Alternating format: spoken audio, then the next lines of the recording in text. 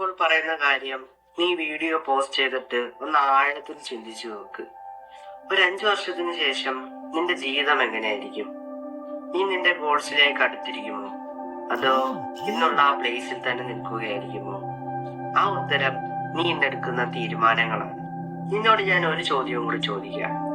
ഇന്ന് നീ എന്താണ് ഇംപ്രൂവ് ചെയ്തത്?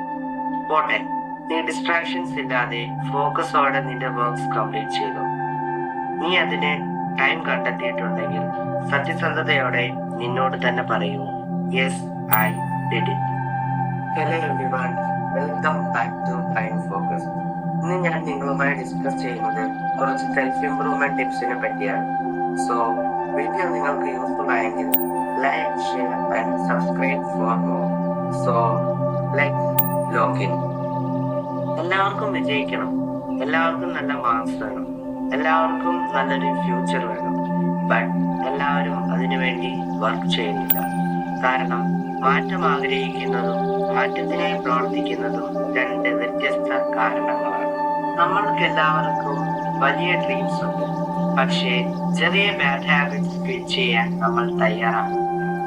We need success, but no actions. We need changes, but no sacrifices. അതാണ് പലരുടെയും പ്രശ്നം. നമ്മളിൽ പലരും കംഫർട്ട് സോണിൽ ജീവിക്കുകയാണ്. അവിടെ എല്ലാം എളുപ്പമാണ്, ഉത്തരവാദിത്തങ്ങൾ കുറവാണ്, വെല്ലുവിളികൾ കുറവാണ്, പരാജയപ്പെടാനുള്ള സാധ്യത കുറവാണ്. ബട്ട് അവിടെ വളർച്ചയും കുറവാണ്. ഇന്ന് വേണ്ട, നാളെ തുടങ്ങാം, ഇപ്പോൾ കുറച്ച് റെസ്റ്റ് എടുക്കട്ടെ, ഇങ്ങനെ പറഞ്ഞുകൊണ്ട് ദിവസങ്ങൾ കടന്നു. അറിയാതെ തന്നെ പ്രൊക്രാസ്റ്റിനേഷൻ നമ്മുടെ ജീവിതത്തിന്റെ ഭാഗമാണ്. ഒരു കാര്യം ഓർക്കുക, സമയം ആരെയും കാത്തു നിൽക്കില്ല. നീ ഇന്ന് മാറ്റിവെക്കുന്ന കാര്യങ്ങൾ നാളെയും നിന്റെ മുന്നിൽ തന്നെ ഉണ്ടാകും. പക്ഷേ നിനക്ക് നഷ്ടമായ സമയം തിരികെ കിട്ടില്ല. സത്യം പറഞ്ഞാൽ നിന്റെ ജീവിതം മാറ്റാൻ ആരും വരില്ല. ഒരു അധ്യാപകനുമില്ല, ഒരു സുഹൃത്തുമില്ല, ഒരു മോട്ടിവേഷൻ വീഡിയോ പോലുമില്ല. അവർക്ക് വഴി കാണിച്ചു തരാൻ കഴിയും, പക്ഷേ ആ വഴിയിലൂടെ നടക്കേണ്ടത് നീയാണ്.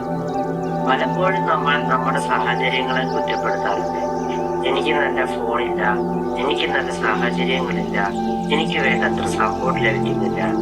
പക്ഷേ ചരിത്രം നോക്കിയാൽ വലിയ വിജയങ്ങൾ നേടിയ പലരും മികച്ച സാഹചര്യങ്ങളിൽ നിന്നായിരുന്നില്ല. അവർ കാത്തിരുന്നില്ല, അവർ ആരംഭിച്ചു. കാരണം അവർക്കൊരു കാര്യം അറിയാമായിരുന്നു, പെർഫെക്റ്റ് ടൈം എന്നൊന്നില്ല.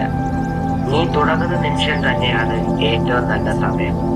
അതുകൊണ്ട് നീ ഇപ്പോൾ എവിടെയാണെന്ന് അത്ര പ്രധാനമല്ല, നീ എവിടേക്കാണ് പോകുന്നത് എന്നതാണ് പ്രധാനം.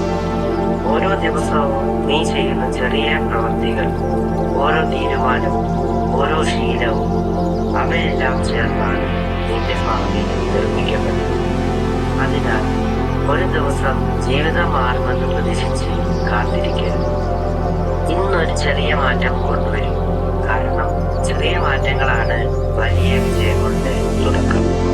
വിജയിച്ച ആളുകളും ഒരിക്കൽ തുടക്കക്കാരായിരുന്നു. അവർക്കും ഭയമുണ്ടായിരുന്നു, അവർക്കും സംശയങ്ങളുണ്ടായിരുന്നു.